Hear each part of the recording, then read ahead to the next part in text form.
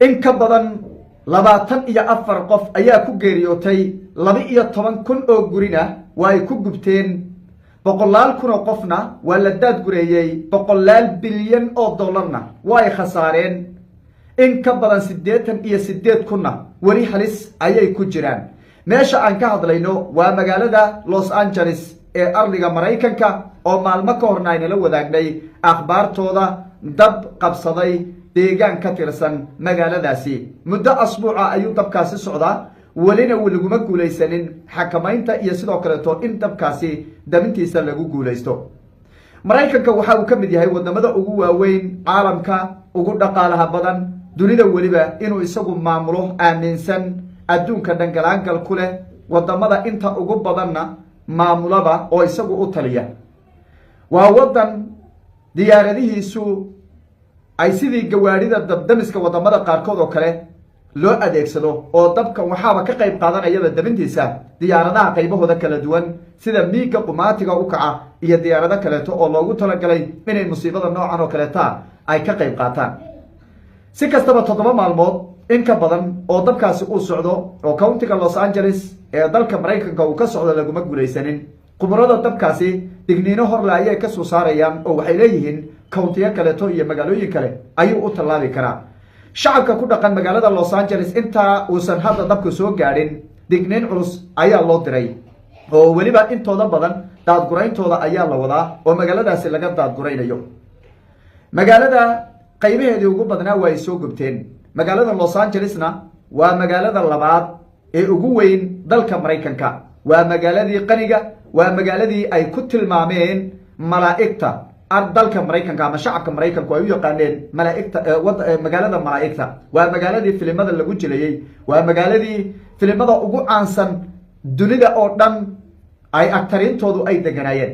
haddaba waxaan dul istaagi doonaa musiibadan ka dhacday dalka Mareykanka iyo sidoo kale khuburada caalamka waxyaabaha ay ka qoreen xaaladda guud halka ay marayso dhibashada guud dhaawaca hantida ku khasaartay iyo sidoo kale inta lagu guuleystay daminteeda ama ay ku guuleysteen dhanka Mareykanka iyo dadaalada wadamada uu soo gurmaday ee ka qayb qaadanaya daminta dabkaasi iyo xaaladda guud ee countiga Los Angeles ayaa muuqaalkan ku qaada dhigi doonaa haddii alla idmo soo dhawaada muuqaalka like saara aragtidiina noogu reeba qaybta commentiga aynu ku bilownay magaalada Los Angeles oo ka tirsan gobolka California ayaa asbuucii ugu dambeeyay noqday mid ugu hadalhayta badan kadib markii ay musiibo rabbaaniya oo awood alluun ku timaaday ay ka dhacday dalkaasi dab ayaa qabsaday goob kayma ah oo ka tirsan magaalada Los Angeles dabkaasi wuxuu sababay in uu ku faafo magaalada Los Angeles qaybaheedii ugu quruxda badnayd taajiriintu ay deganaayeen lagu jiri jiray filimaanta adduunka ugu casrisan ama ugu daawashada badan ay deganaayeen ragga ugu taajirsan ama dadka ugu taajirsan dunida ay ku sugnaayeen waliba ay guryo ku lahaayeen aktirinta ugu caansan caalamka ayuu dabkaasi ka soo bilaabay dabkan markaad fiiriso khuburada caalamka iyo waxyaabaha ay ka qorayaan waxaa la yidhi waa musiibo rabbaaniya oo dhan alluu ka timaaday sababtoo waxaa la fiiriyey awoodda iyo xawaaraha uu dabkaasi ku socdo meel haddii la yidhahdo waa laga damiyaa ama uu ku soo aado meel aan markaasi ama aan lahayn doog ama aan lahayn waxyaabo markaasi sii hurin kara dabku waa boodayaan iyagu Mareykanku waxay inta badan leeyihiin dabaylo xooggan baa socda oo dabaylahaas ayaa dabka tuuraya oo boodsiinayo meel kale ku tuuraya balse dunida markaad fiiriso waxyaabaha laga qoray waxaa la leeyahay dabkan waa musiibo rabbaaniya oo loogu talagalay Mareykanka in awoodiisa lagu tusiyo si kastaba dabkan wuxuu galaaftay 12 kun oo guri oo waliba guryo afka uba guri laga leeyahay billion dollars baa qaarkood lagu dhisay oo waxaa dhistay taajiriinta adduunka ragga ugu taajirsan ugu caansan ayaa guryahaasi iska lahaa gabi ahaanba 12 kun in ka badan 12 kun oo guri in ka badan 12 kun oo guri waad garan kartaan inta ee dhulka uu ku ooli karo waad fahmi kartaan 12 kun oo guri oo taajiriintii caalamka ugu taajirsanay ugu caansanayd ugu qalisanayd xagga dhaqaalaha markii la yiraahdo ay lahaayeen baa gabi ahaanba bas beelay dhulka ay ku fadhiyeen waxaa lagu sheegay ilaa iyo 60 miles waa 60 miles oo markaas u dhigma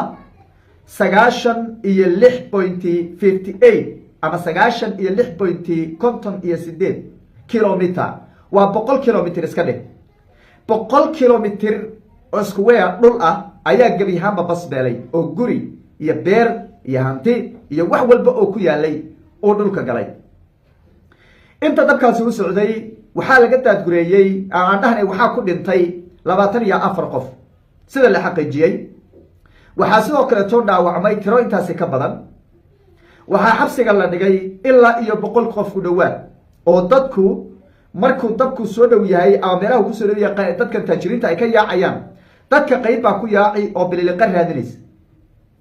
raadinayaan oo waxay u sii ordayaan inay bililiqo ay soo bililiqaystaan oo dahabka iyo lacagta iyo adduunka ay taajiriinta naftooda kala baxsanayaan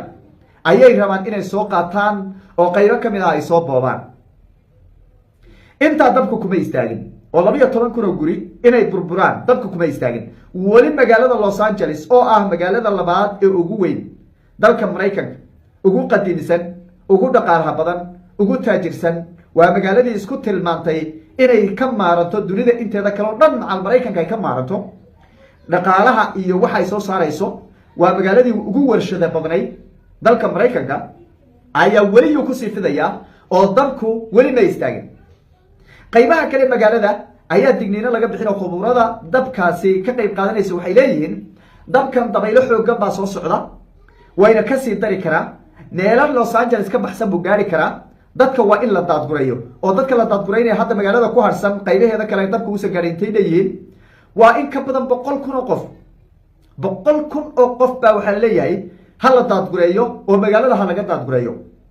12 kun oo guri dadka ku noolaana waa la daadgureeyey oo waxa weeye Mareykanka goboladiisa kale ayaa la kala geeyey. dadka halkaasi hantidooda ay ku baabaaday waxaa ka mid ah dadkii Hollywood-ka jiri jiray waxa weeye filmaanta waaweyn kambaniyada waaweyn jiri jiray baa ka mid ah oo hinto ay ka dhamaatay. raggii yuhuudda taageersanaa, raggii dhaqaalaha ku bixinayay, raggii fundraising-ka u sameynayay dhahaya yuhuudda Gaza waa in la burburiyo, Gaza waa in la jajabiyo, Falastiin waa in la dhameeyo, waa inaan qof laga tegin. dadkii dhahayay ayaa ku jira ragga hantidooda ay khasaartay oo ilintu ka qulqulaysa oo hal mar faqri noqday.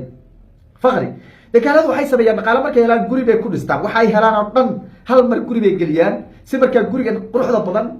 ilaa waa dad adduunye guriga quruxda badan iyagaa iskale loo yidhahdo. ragga qaar ee hadda waraysyada laga sameeyey waxay leeyihiin ragga qaarkood gurigan mar dhow baan gatay, sanad ka hor baan gatay, 5 bilood ka hor baan gatay, waxaan dhistay 2 sano ka hor baan dhistay, deyntiisi baa qaar igu jirta, waxaan haystay oo gurigan aan ku gatay ayay leeyihiin. gebi ahaanba way basbeeshay dabkiina weli ma istaagin oo ku darsadee weli dabkii waa socdaa. dowladdii adduunka ugu awooda badnayd ee caalamka ugu awooda badnayd ee sheeganaysa awoodda ugu badan waxa weye waxay rabtay iska samaysanaysay, waxay diidanaa, waxay yeeshanaa way ku guulaysan waayeen inay dabkaasi ay dabiyaan. ilaa iyo hadda daraasaadka la sameeyey ee warbaahinta caalamku ay soo bandhigeen 14% ayay xakameeyaan baa layidhi. 14%. 14% micnaheedu waxa weeye 86 dabku weli waa socdaa oo waxba lagama qabanin. 86 xawaaraynta dhan buu leeyahay marka 86 kaba dhigba sida iyagu ay sheegteen ay leeyihiin 4% xakamaynin. keligoodna maaha adduunkii oo dhan baa usoo gurmaday. Canada ka qayb qaadanayso diyaaradaheedu ay waxa weeye dhiiga saa u tuurayaan ay leeyihiin waxa weeye dabdamis weeye dabkaan dabinaynaa. in yaroo ka midana waa la xakameyn laayay. dabku wuxuu ku socdaa weli xawaaro. waxaa aad iyo aad weliba looga cabsi qabaa in county kaleeto oo California ka tirsan inuu gaadho oo dabkaa usii gudbo ayaa aad looga cabsi qabaa. magaaladan kale la yidhaahdo Los Angeles iyadu 95% rajo badan lagama qabo inay wax badan ay ka hadhi doonaan. sababta sida uu xawaaraha uu ku socdo iyo dabka xawliga uu ku socdo, masaafaha uu soo jaray, inta uu soo burburiyey iyo sida aan loo xakameyn karin markii laga qiyaas qaato 95% lama dhihi karo magaalada wax baa ka hadhi doona. waa dabka sida uu ku socdo markii laga fiiriyo. Mareykan diyaaradii, gawaaridii, gurmadkii, dowladii oo dhan dhaqaale walba bilaayiin dollar ayaa la iskugu geeyey oo la raba in lagu badbaadiyo oo dabka looga hortago. waa laga hortagi laayay. 14% waa dowladda adduunka ugu awooda badnayd wey. isku soo duuduub khubarada caalamka markii la qiimeeyo la isbarbar dhigo magaaladan iyo siday u taageersanaayeen dagaalkii israa'iil iyo sidoo kaleeto falastiin gaza oo kaleeto dhibaatadii ka dhacday markii la fiiriyo oo la isku qiimeeyo waxay inta badan khubaradu ay leeyihiin waxan waa naclad ku dhacday maraykanka, waa musiibo ku dhacday baa laleeyahay oo dee waxa weeye gaza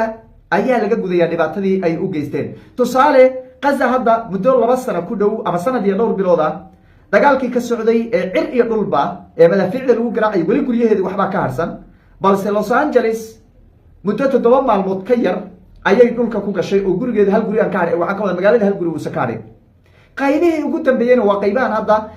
adduunka nala soo gurmada leeyahay. Joe Biden uu soo fadhiistay wuxuu yiri ha nala soo gaaro adduunku ha noo soo gurmado in nala soo gaaro rabnaa raga dee waxa weeye Russia ay kamid yihiin dooshay ka qoslayaan iyagu dee inuu Maraykan wada gubto baabo waa sida iyagu waa u baraarahoodaba waa sida iyagu ay doonayaan. si kastaba musiibadii weli waa taagan tahay way socotaa waynu eegi doonaa wixii ka soo kordho haduu alayno.